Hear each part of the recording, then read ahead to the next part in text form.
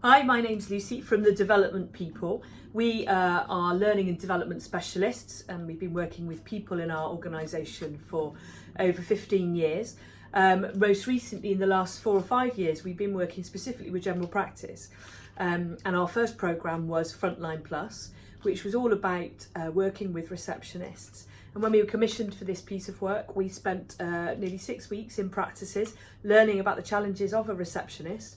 And there are many, patients are interesting, reception's an interesting place, but actually by spending time with them, we understood what the actual challenges are and what they needed to support them going forwards in their role.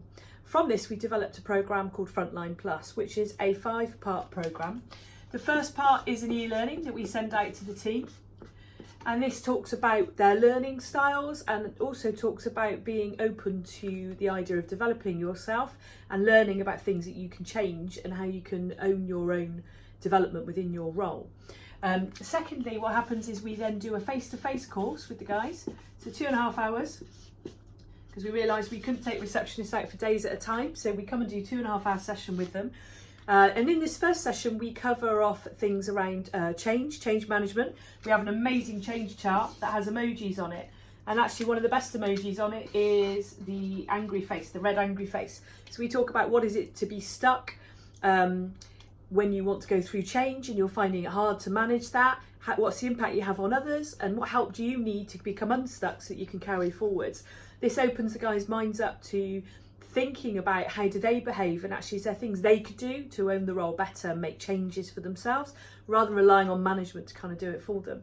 We talk about change in the context of the patient as well, certainly linking it to signposting and asking the reasons for call and getting more information from the patient so that we can guide them better to the service.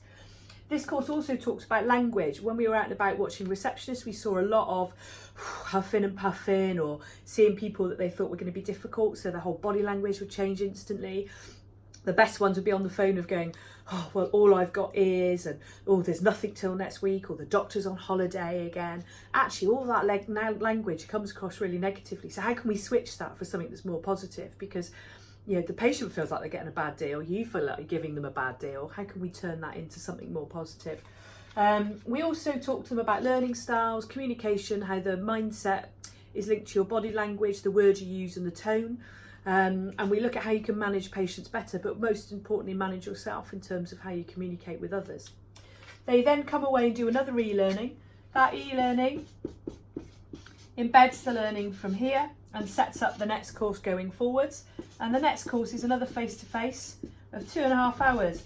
And in this one, we talk a lot more about dealing with difficult situations and patients, and we give them a lot more tools in how to communicate more effectively, but also to try and take the heat out of situations and deal with queries or complaints more themselves. And we've had a lot of feedback that after the course that the patient complaints actually go right down because reception are able to maybe not be part of the problem in the first place, but secondly are able to deal with stuff as well more effectively going forward. So that's obviously a good outcome for everybody.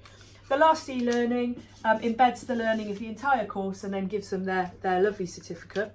They have booklets to work with. We also work with the manager of the team as well, because we feel that actually to embed new behaviours and new habits, you need support back at the ranch. And therefore we work with the manager and they have their own e-learning and their own support pack to go with it. And when they leave part 2 as well on the course, they have a matrix on language, which they can self-assess themselves on and leave with a plan of the things they want to work with. So one of the examples might be saying sorry. Instead of saying sorry for waiting, we're going to say thank you for waiting. Now that actually cuts out the need for anybody to complain, because you've acknowledged the fact they've been waiting on the phone, but you're not giving them an invite to sort of complain further about that. A little habit change like that could be something that a receptionist could focus on, and within a week of the number of calls they take, they would have that habit embedded. But actually it'd be even better if the manager was having a chat with them at the end of the week and saying, how'd you get on, what have you been focusing on this week, and how's it going? And we also encourage the team to focus and support on each other. Finally, in the course, we do a whole piece on identity with the receptionist. We know that as Joe Public, there's a stereotype about GP receptionists, dragons or being really grumpy or negative or gatekeepers. And we also, as public, think that receptionists are sat at the desk waiting to take our call. Now, we know that's not the reality. The job's evolved over years. There are many, many things within it. So we do a big piece with the guys on the heart of the surgery. and all the tasks they do. And this is about understanding the value of themselves, how the role has changed, and actually how much they bring to a surgery and the importance of their role. That kind of praise and recognition is then strength for motivation, which then in turn we can turn into development going forwards. On average, this course has received 9.3 out of 10. People have been really pleased with the outcomes, and we've been asked to revisit surgeries years later to do top-ups on it with new staff as well. It's been delivered now to over 1,400 receptionists, and if it's something you think is of interest, then we'd be delighted to have a chat with you. Thanks very much.